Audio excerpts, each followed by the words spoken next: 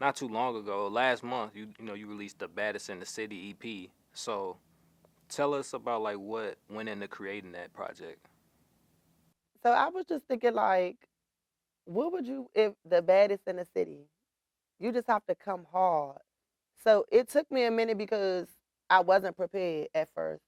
So when I kept saying, "Oh, mixtape dropping this date, mixtape dropping this date," didn't even have the songs ready. Shit just had titles on it. So I had to go back and put that work in. Like, okay, my manager, we went to the studio, and that's when I locked in. All of those songs was finished that day. So it's like we just had to go in, clean it up, fix it up, and then there you have it, the baddest in the city. Versatile. It's a 10 out of 10. No skips, and it's like that to be a female artist and say it's no skips. Yeah, so speaking of like that, that's one of the songs on there, and "Letter to My Ex," them two joints, I like those too. So Thank like, you. as far as like coming up with those concepts for those songs, like, where do ideas for that song, those type of songs come from? So like that, I was just rapping, and I was like, oh, you like that. You want a bitch that's from the city? I'll be right back. It just started. That was catchy to me, so I was like, okay, like that. And then like every song came about like that.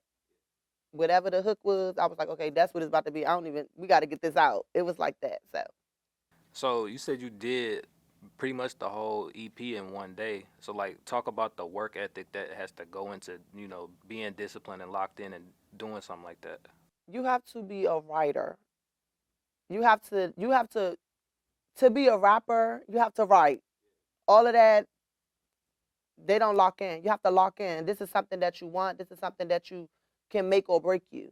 So me, I sit down. I have my pen and my paper. I write. If it don't sound right, ball it up, throw it in the trash. Right? You just don't stop. So I lock in like that. I smoke. Give me a little weed, and I lock in. So this was pretty much a solo project. Like, you didn't have no features or No anything. features. I wanted them to hear just me. So kind of like touching on that a little bit more. Why specifically did you want to just only have you on there? Because this is my first mixtape. Like this was my first body project to where as though it was they were gonna see a different side of me.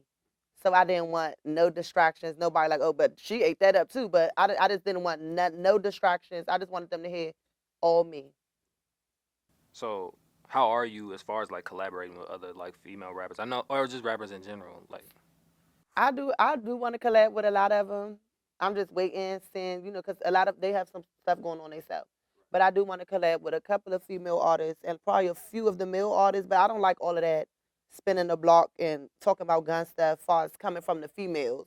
But the guys, that's cool. But when it comes to the females, we gotta switch it up. We gotta. I make music for the bitches to shake that ass and be outside. Like I don't want to all that gun shit. I don't want to hear that.